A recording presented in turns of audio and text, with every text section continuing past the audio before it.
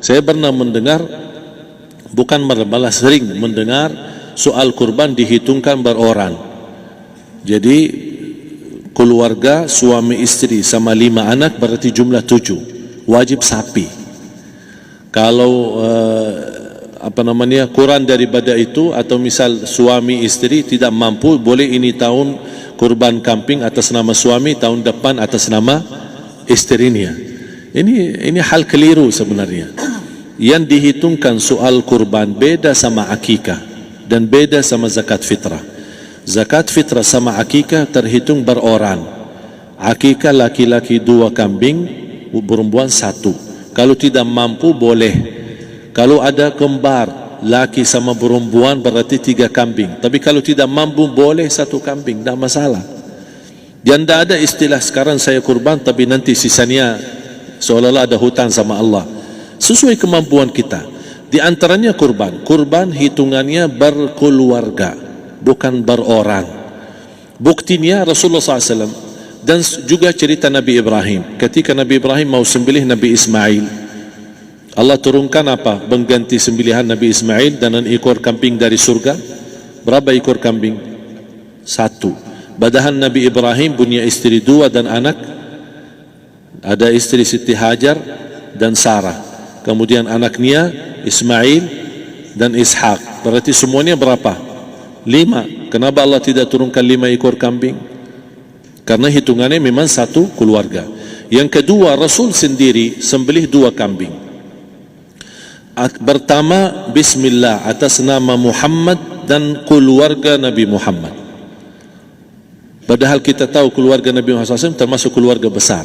11 istri, belum lagi anaknya laki-laki sama perempuan. Ada yang hidup maupun sudah mati. Sudah termasuk semua. Yang hidup maupun mati. Yang kedua, Rasul sembelih sembelihan yang kedua atas namaku dan umatku. Umat ini berapa miliar? Cuma 1 ekor kambing. Kenapa Rasulullah SAW berkurban atas nama dirinya dan umatnya? Saya mengambil salah satu di sini tanda sayangnya Rasul kepada umatnya. Jadi saya selalu berkata, orang miskin yang tidak mampu berkurban seharusnya bangga di hari kurban, karena Rasul sudah kurbankan duluan atas nama dia. Jadi terima kasih ya Rasulullah, ingatkan kita. Yang kita tidak mampu, Rasul sudah. Bahkan kalau Rasul sudah kurban atas nama umatnya yang tidak mampu, berarti sudah terkabul. Kita aja belum tahu kabul atau tidak kalau kita berkurban. Tapi kalau Rasul sudah terjamin makbul. Oleh sebab itu, hitungan kurban itu adalah 1 keluarga. Misal, bapa punya istri, punya anak. Itu kalau mampu sapi silahkan. Mampu 1000 sapi silahkan. Kalau soal kemampuan tidak ada masalah. Tapi kalau soal kewajiban, tidak ada wajib lebih daripada 1 ekor kambing. 1 ekor kambing. Misal, kalau bapa punya istri 4. Misal. Cuman ini misal. Ya. Istrinya 4. Setiap istri anaknya 10. Berarti jumlah berapa? Anak 40, istri 4, berarti 44, sama bapa 45. Wajib 1 ekor kambing saja, cukup untuk semua ini. Tapi kalau soal mampu, ya silahkan. Mau 1000 kambing boleh, mau 1000 sapi boleh. Tidak ada yang melarang kalau soal kemampuan. Dan kalau kita mau sembelih, Bismillah atas namaku dan keluarga. Tidak perlu bawa data-data nama keluarga. Jadi disebutkan tukang sembelihnya ada capek menunggu sambil sebutkan nama-nama. Tidak perlu. Udah Bismillah atas namaku dan keluarga. Termasuk kata atas namaku dan keluarga, termasuk orang tua yang sudah meninggal. Termasuk orang tua yang karena kita adalah hasil daripada orang tua. Itu sudah termasuk, tidak perlu kita sebutkan. Ada sebagian ulama membolehkan kalau kita mampu, mau khusus kambing atas nama orang tua, tidak masalah. Kalau kita mampu. Tapi kalau kita tidak mampu, itu sudah termasuk orang tua kita bersama keluarga besar kita. Ini salah satu kenikmatan, dan ini termasuk juga sedekah yang berguna bagi orang yang sudah meninggal di keluarga kita. Wallahu ta'ala a'lam. Dan juga masalah panitia, bisa kita mewakili.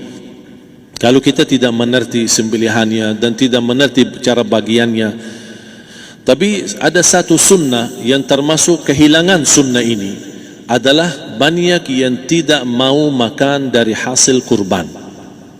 Padahal itu sunnah Rasul. Dari akikah boleh makan, dari kurban pun boleh makan. Bahkan sunnah SAW dibagi 3. Sepertiga pertama dihadiahkan. Maksudnya kata dihadiahkan kepada orang kaya. Misal tetangga saya tapi orang kaya, dia bukan miskin, tapi boleh saling hadiah karena inti daripada hadiah silaturrahim. Ada keluarga kita termasuk mampu, tapi saya kasih, ini alhamdulillah saya sembelih sapi. Barangkali dia tidak mampu cuma sembelih kambing, udah kita dapat daging kambing, dia dapat daging sapi. Tapi dengan niat hadiah, bukan sedekah, karena dia bukan orang miskin yang menerima sedekah. Yang sepertiga yang kedua adalah sedekah. Sedekah itu termasuk orang miskin.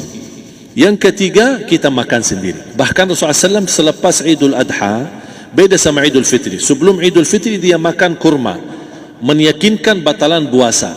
Tapi kalau Idul Adha tidak makan dan minum sebelum salat, kenapa? Bukan berarti tidak boleh. Tapi Rasulullah SAW ingin pertama pembukaannya, buka sarapannya atau makan di pagi harinya selepas Idul Adha adalah dari hasil sembelihan kambing itu atau dari kurban. Jadi kita sebagian sedikit. Tapi kalau kita merasa alhamdulillah rezeki saya banyak di rumah, alhamdulillah banyak ada makanan, mau sedekahin semuanya, semua mau sedekahin tidak masalah. Tapi yang saya maksud, kenapa tidak kita sekali-kali hidupkan sunnah Rasul? Jadi sebagian, walaupun ada sebagian sedikit lah, buat istilahnya sama sedikit porsi nasi atau apa, karena kita berhak sebagai kita kurbankan lillahi ta'ala, kita berhak menikmati kurban ini yang lillahi ta'ala supaya kita mendapatkan keberkahannya, bukan hanya orang lain. Terus yang kedua ada masalah pembayaran.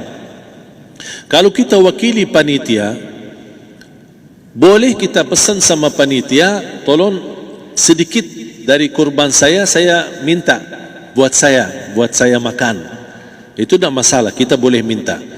Dan boleh kita wakili, tapi kita tolong ingatkan, tidak boleh pembayaran hasil sembelihan itu dari kulitnya. Ini menjadi salah satu persoalan di Indonesia. Banyak tukang sembelih datang, ketika kita tawarkan untuk sembelih ini, berapa Pak? Oh tidak apa-apa, kasih aja kulitnya sama kepalanya.